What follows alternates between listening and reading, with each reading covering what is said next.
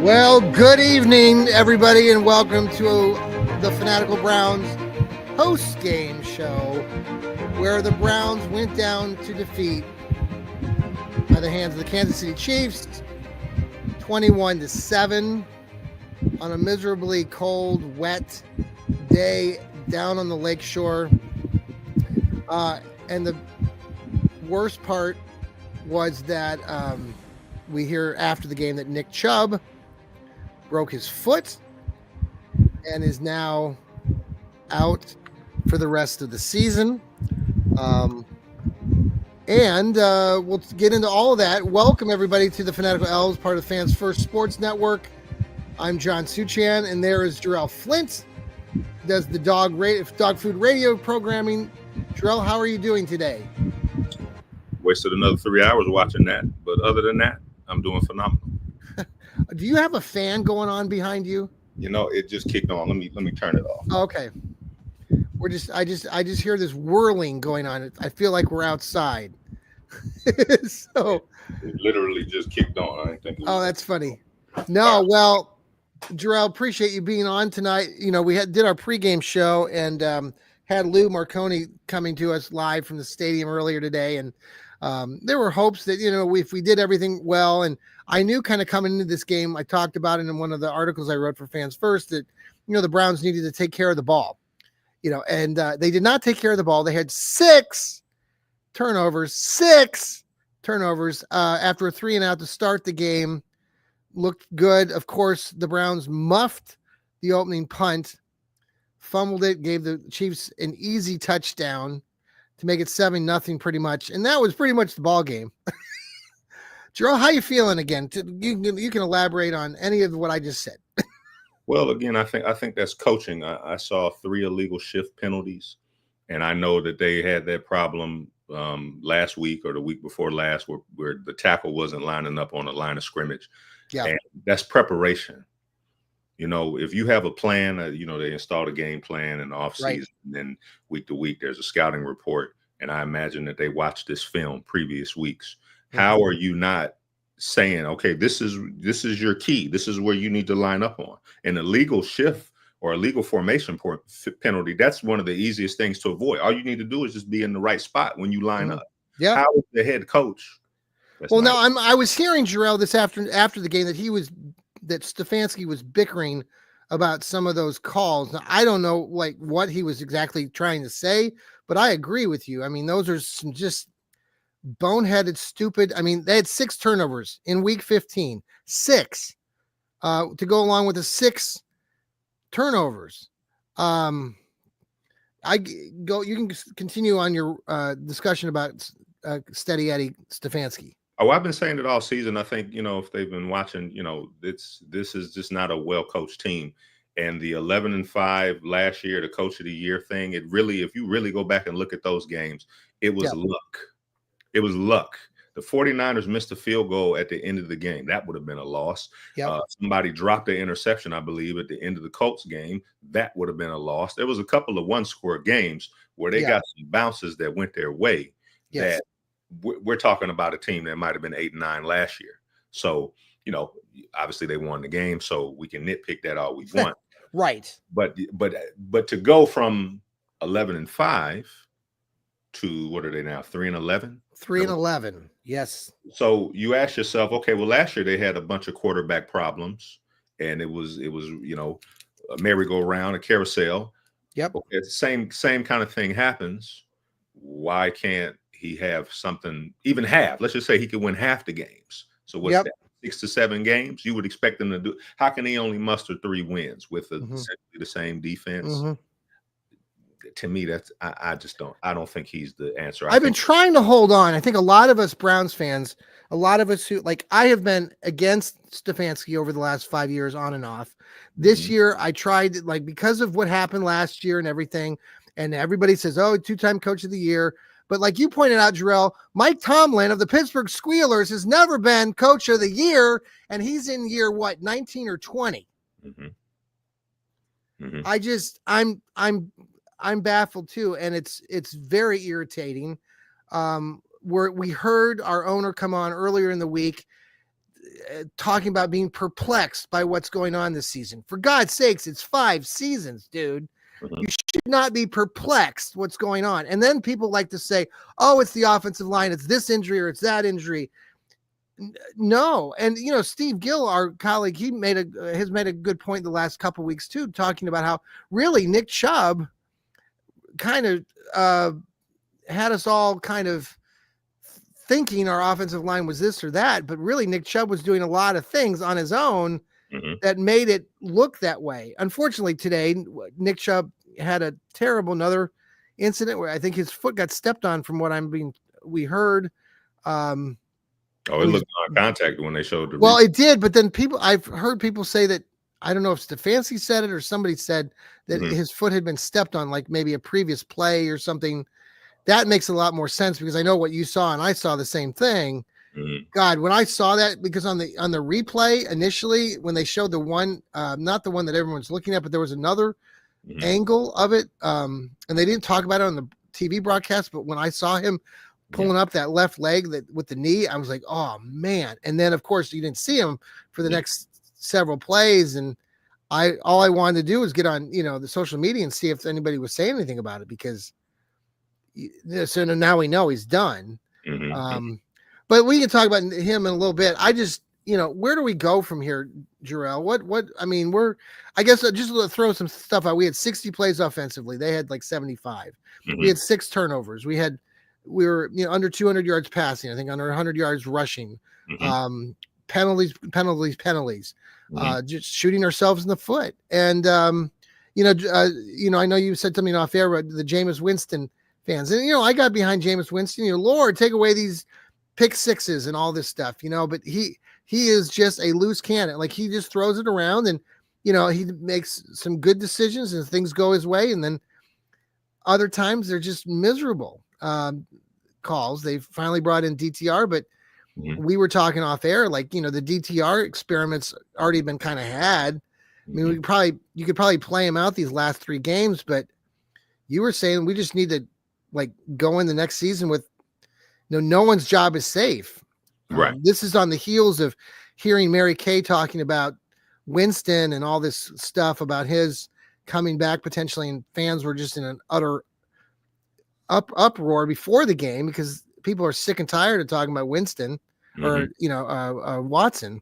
So I don't know. What do you think of Winston today, and where do we go with the quarterbacks in your opinion? Well, I think there's an interesting answer to that. If you go back to 2020 and that divisional game against the Chiefs, I want you to think about all of the turnover that has happened, all of the players that they either traded away, released, or got rid of that they really didn't have to. You start with Baker Mayfield.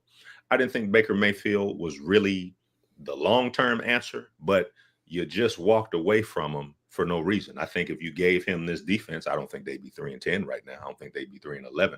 So you walked away from Baker Mayfield. I think they let Ogunjobi go. They let Beckham go. They just cut him and got nothing for him. They let Jarvis Landry go. You saw what happened when they just let Kareem Hunt go. They let Donovan Peoples-Jones go. I know there's a couple of names that I'm just forgetting. Where You're right. Just let people walk. Really didn't get nothing back for them. And they want to talk about now the stability of having Kevin Stefanski.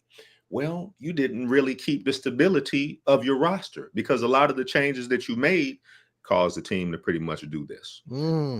So when you're talking about going in the next season, I don't think, like you just said, I don't think anybody's job should be safe. I don't really think that any of these quarterbacks that are on the roster right now, obviously you got to do it with Watson because of the contract thing. But what do you do with that? I mean, Jack Duffin was talking before the game that basically they're going to put Watson he believes they're going to put him on the PUP list, and then to start the season, and then they'll put him on the IR list for the remaining part of the season, and basically then cut him or not, just have him sit out there for another year. I mean, the guy's been sitting a lot over the last several seasons, with all his time out. Anyway, I don't know. I think if Watson was smart, he would ask for the Russell Wilson treatment because I don't think that this is the right fit for him. I agree. He should. I think he could go somewhere else, and he could probably look like a Russell Wilson, where it's kind of like, okay, you give him a decent defense, you don't ask him to play hero ball. I just don't think that this is the right place for him. Obviously, a lot of the fan base didn't want him. You really only had 1 or 2 games that you can point to and say, yeah, that's what we signed up for. So I think Watson should want to get out. He shouldn't want to suit up. He want to come back because the fans, large contingent of the fan base, doesn't really like him for, and they, whatever reason that they want to say. So I think everything should be on the table in the draft. And I don't really think you need to go in the drafting based on need. You need to be trying to get the best available player. Even if you feel like you don't need a wide receiver, you need to just take one. Just get the best available that you can. Yes. Because I think Andrew Berry, we've talked about this before. Somebody made this quote. Berry and Stefanski are playing chess while everyone else is playing football. And I think back to the last 5 years. Oh, I hear you. I hear you. That have been made. Like, think about it. You literally cut bait with Beckham, and you essentially gave the Rams a Super Bowl. Now, it worked because you stopped Cincinnati from winning the Super Bowl. Okay, great. But essentially, you got nothing in return for that. Yeah. That doesn't make any sense if you're running a football organization. So what did I think of Winston today? I think Winston has been, you can't be mad at that's who he is. Yeah. Winston has always thrown a lot of picks. Yeah. That's what he's been. Even to a lesser extent, Joe Flacco last year. You knew that's a possibility. Flacco was winning at least. Winston this year is losing. He was 2-5 as a starter. Right. 2-6 now. So it really caught up with him. I was surprised how interception happy he has become. And literally especially today, it just felt like every time he was trying to throw the deep ball I was as nervous as I was when I'd watch Watson go back there and try to throw some of these passes earlier in the season. Like, you just knew something bad was going to happen, and it did again.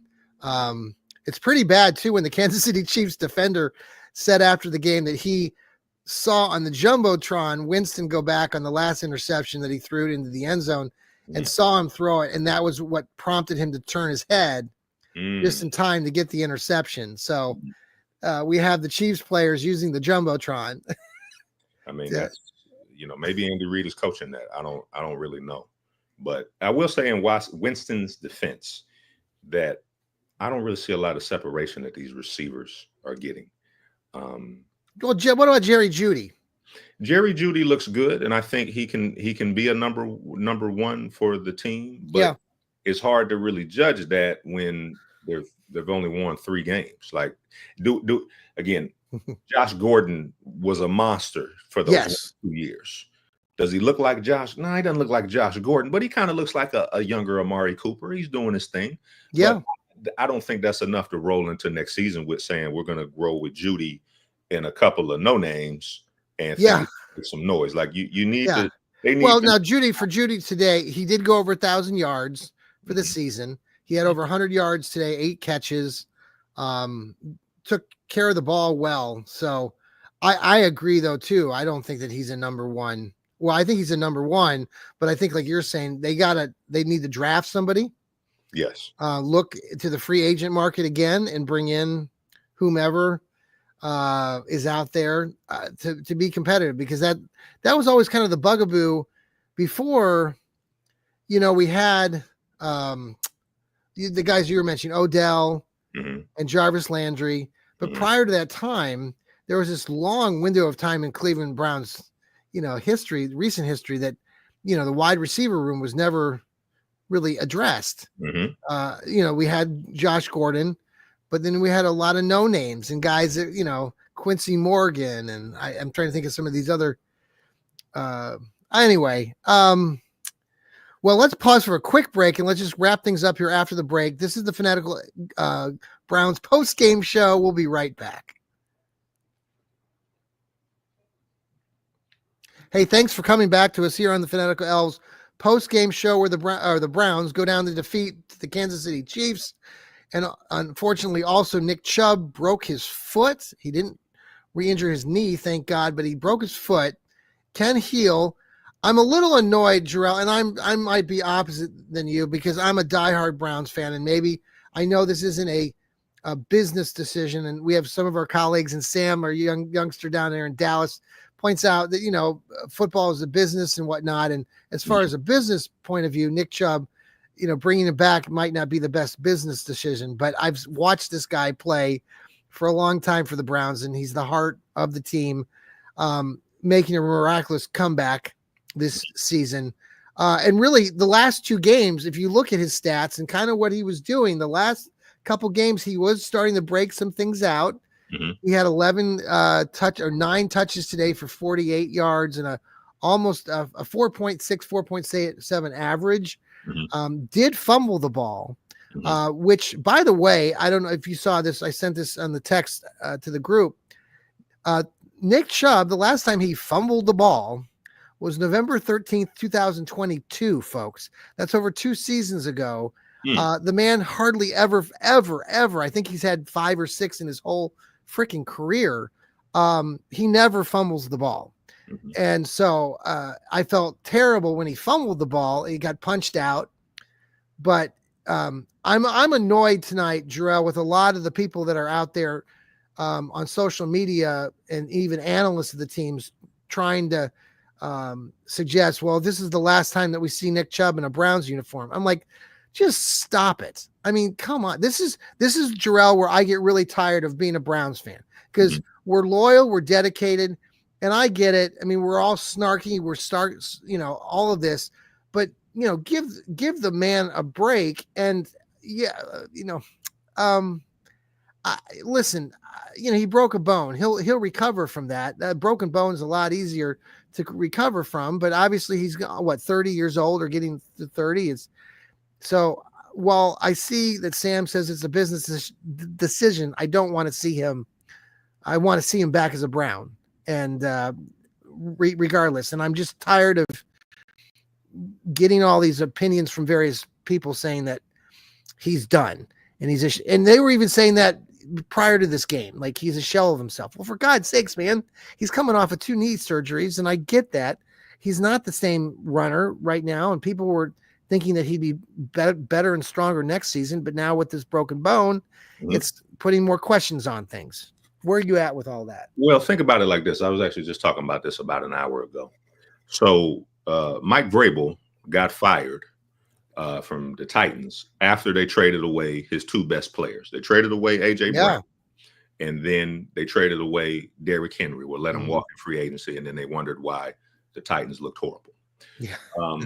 So a lot of people in Tennessee thought Derrick Henry was washed up. And I think if the Browns were to move on from Nick Chubb, and maybe you can use the injury history as a reason to move on from him, but would you let Cincinnati get him? It's all bullshit to me, Jarrell. I'm sorry. It just really. Would you let? Because I know Mike Tomlin would try to get Nick Chubb in a heartbeat. In a heartbeat. So that's the thing that I think you have to think about, because and I would say there shouldn't be any thinking, Jarrell. That's what I'm saying. All these people out there, and even if the coaching staff is, I'm just like, stop thinking. Let the guy recover. Let him finish it. Like, do what he wants to do. He's earned that. He's earned that more than any other player on the Browns organization in the last 7 or 8 years, other than maybe Myles Garrett. Everybody else is, But think about it too. Even when he was doing his thing in 2021, 22, you actually had threats on the outside. Who's the threat on the outside since he's been back? Like, so I don't think he's done more so than they don't scare. Nobody on the offense scares them. No, nobody's scared. So you can sit in the box. You can look for the run, because everybody knows that Stefanski wants to run the ball. And it's very predictable. Okay, what about these people that are saying now it's the Ken Dorsey offense, and we just need to go back to the Stefanski offense, which is more of like the tight end heavy, offense that he was running? Would that help the offensive line, or is it also going back to what I said earlier with what Steve Gill talked about, how Nick Chubb in his prime was really covering how porous our offensive line against the run really was over the years? Ken Dorsey made a mistake, but I guess he couldn't do anything. We were asking Stefanski to give up play calling, but Stefanski did it because he probably saw it in practice that this team probably isn't going to win a lot of games. So Mhm. to save my job, let me pack. Because now we're not saying that this is Stefanski's offense. To your point, now we're saying it's Ken Dorsey's offense. But let me ask you a question. If they were 3-10 right now and Stefanski was still calling the plays, would he still have a job right now? Well, I've been saying since the beginning of the season that I thought when they were 1-4, 1-5, I was, I didn't feel like Stefanski should be sitting on the seat very, very well. I thought his seat should be very hot. Mm-hmm. I think it's been just a awful moment. And getting to your point, then you're talking about this whole thing about this idea that if we keep Stefanski, and it's running around a lot of Browns fans, that it's stability, that we're like the Pittsburgh Steelers and we're Mike Tomlin, and we're nowhere close to that organization. And that's where this whole argument and discussion goes back and forth, because yes, you can say stability, but we're not the same organization as the Steelers. The Steelers have been doing this for a lot longer. They know how to do it. We don't know how to do it. We're back and forth all over the place. This is going to be the 5th year now for Stefanski. That's been a lot of time. You've given this guy an opportunity, and now we're trying that. The people that are defending him the most are saying, well, there's injuries and there's this and that. That happens every freaking year. I think that's a easy answer. And while I was actually defending Stefanski for a good chunk of this season, I know when you start losing, it's hard to get things turned around. But like we've already talked about, and you've mentioned again, these boneheaded penalties, these lining up in the wrong formations is just tragic. Because Stefanski doesn't scare anybody. If they mess up in the game, they don't have no hell to pay. Yeah. And I've only watched one. Did you see Pierre Strong kind of getting ripped by the whoever that was? It might have been Bubba Vitrone. And Stefanski, he looked to Stefanski, the player did, and the Stefanski kind of turned him toward the special teams guy because he was reaming him. But it was an interesting moment, and I think Stefanski tries a lot of things with these young players, but I don't know. I just feel like it's not helping because this team is now 3-11. I don't think that he strikes fear the way a Harbaugh or a Tomlin does, because I think those players will run through a brick wall for them. Yeah, you don't get the same energy when you see those post games, and I know we haven't seen them win a lot of games, but even when they were winning a lot of games last year by the very close moments, there was some good moments and excitement within those locker rooms. But you see, so like you just mentioned, you see some of these other teams like the Lions and other teams that are winning. These guys are like hooting and hollering. They are invested. Yeah, they're fired up. Yeah, and you're not getting that from Stefanski. Yeah, I was watching a clip of one of the Hard Knocks episodes, and it looked like one of the players was falling asleep while Stefanski was talking. And one of the comments was like, it must be like being at an insurance seminar, like an insurance salesman. Like he really, if you just go watch his press conferences, like the Dan Campbell coach, I'm not going to lie. When he first got hired in Detroit, I thought he was just rah-rah. I thought it was a gimmick. I thought, that's not going to work. You know why it's working there? You know why? And this is because they've got an organization. Was it John Dorsey up there? They have Chris Spielman, who I have a lot of respect for. These guys are football minded. You just mentioned about how Andrew Barry and Stefanski are playing chess. Well, everyone's playing football. That's why the Lions are winning and where they're at, and why teams that are winning are doing it the right way, because they're football minded. The Kansas City Chiefs are football minded. The Buffalo Bills are football minded. The Detroit Lions are football minded. Fans are really getting pissed off right now. And people will say, well, we don't care they don't care about the fans. And I keep coming back to they damn well better care about us. This last 5 years has been just a roller coaster, and it's largely because of what we've been talking about. Do you follow the Cleveland Browns social medias by chance? Do you follow them, like when they post different stuff? A little bit, yeah. What I don't seem to understand is that they post like when Jerome Ford scored that touchdown, and they're like, Jerome Ford to the house for 7. It's 21-7. Right. Why are you posting about that? Why are you posting about what they're wearing to the games? Yeah. And I think some people, most of the people, if you read the comments, there's some sort of tone deafness to it, to where it's like, maybe you shouldn't be tweeting about this. Maybe you shouldn't be broadcasting this, because it does give the impression that you all don't care. You're just going to roll out the Browns every week because you know that people are gonna, like, I don't know if they were tailgating in the morning, because I obviously not a lot. but here in Tennessee, like the Titans, they're 3-11 or whatever. Right, they're the same record, right? They suck. But I'm telling you, even when they're good, the tailgating looks nothing like it does in Cleveland. There's nothing comparable to no Muni lot or none of that down here. It's not really the same. Sure. So you're saying is Cleveland does it better. Okay. Cleveland does it better, but that also kind of is a problem, because even when they suck, there's still a support. And it's like, they know that. Like, well, hey, the fans are going to show up. Doesn't matter. We can sell them a dream. I think it's becoming more complicated, Jarrell, because they're running into a time constraint here where they're trying to promote this whole dome thing, and it's going to happen. But you're coming into this whole dome thing now with a lot of uncertainty. I don't know. It's just, I don't like it. I think, I see fans every day, leaving this team. A lot of fans have left this team because they signed Watson initially. That's something we can talk about another time, or we've already talked about it, but I don't know. It's a mess. I think somebody's got to be, if I fight, you hear from people that say it's not going to happen. Like, he's going to be here next year, Stefanski and Barry. So that's not going to change. So now it gives us all these fans. I mean, we're really griping tonight because it's really depressing. If you're trying to be a fan and you're 3-11, we suck.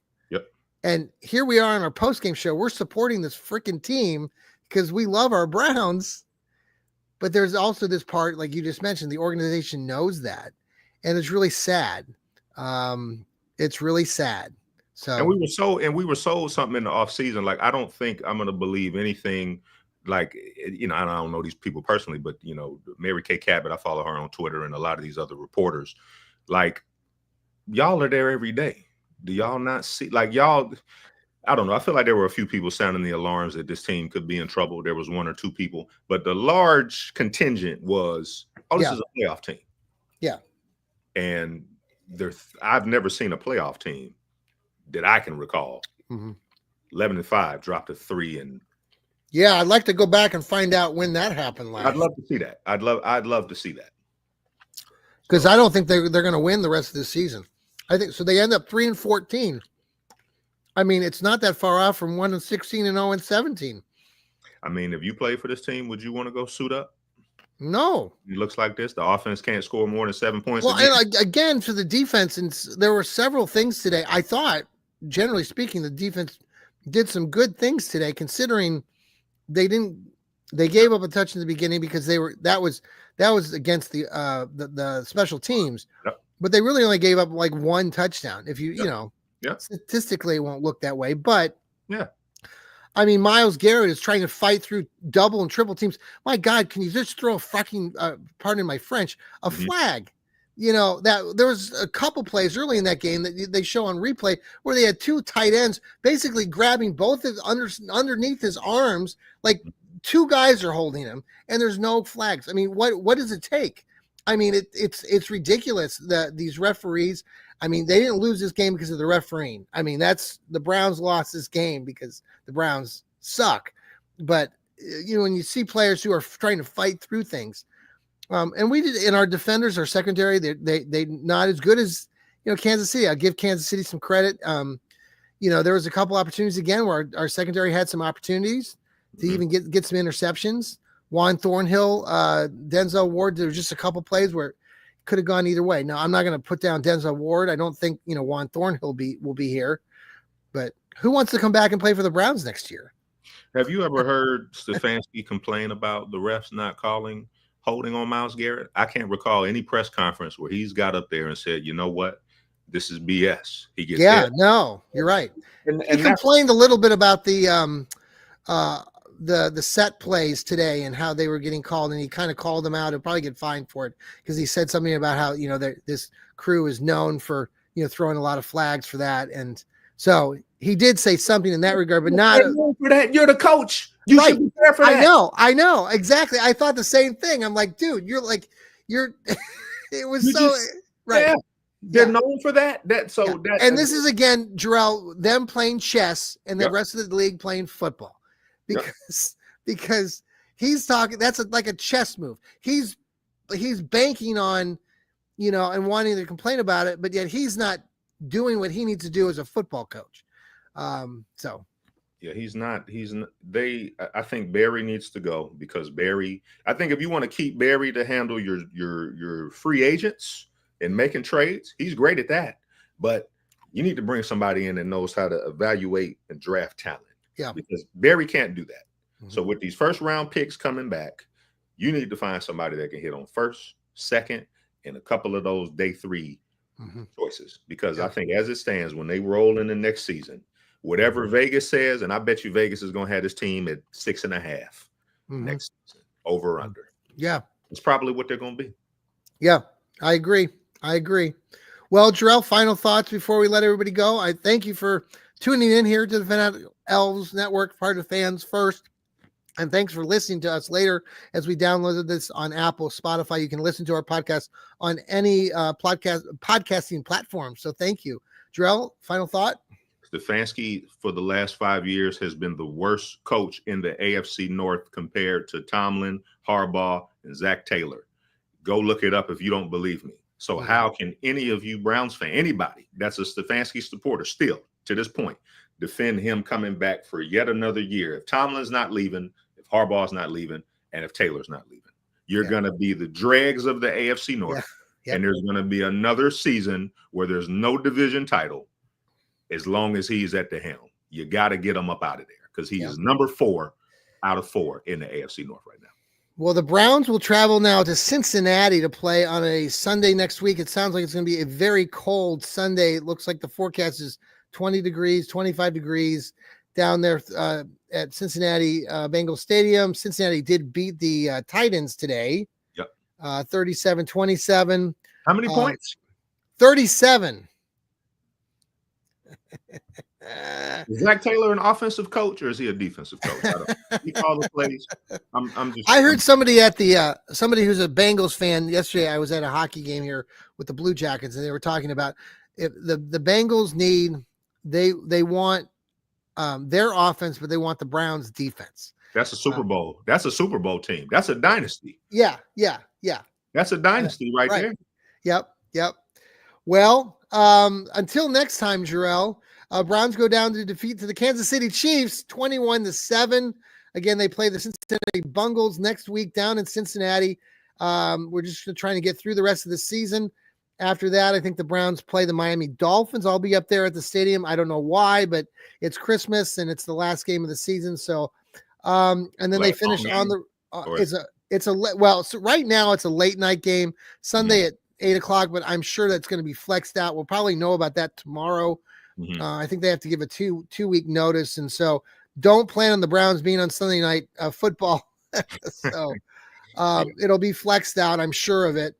Other than that, then they finish the season on the road against the Baltimore Ratbirds. So 3-14 is what it's looking like, folks. Take care, everybody. Here we go, Brownies. We're still supporting them here on the Fanatical Elfz Network. Rain or shine, we'll bring it to you. Thank you, Jarrell, for being part of our show, Dog Food Radio. He'll be having his show coming up very soon, maybe later tonight. Yep. Okay. And then look for us tomorrow with Dog Pound South show with Steve Gill. And then Lou Marconi and I will be doing Stirring the Pot. We'll have a lot to talk about, just like Jarrell and I did today. Thanks, everybody. Go Browns. Go Browns. Here we go, Brownies. Here we go.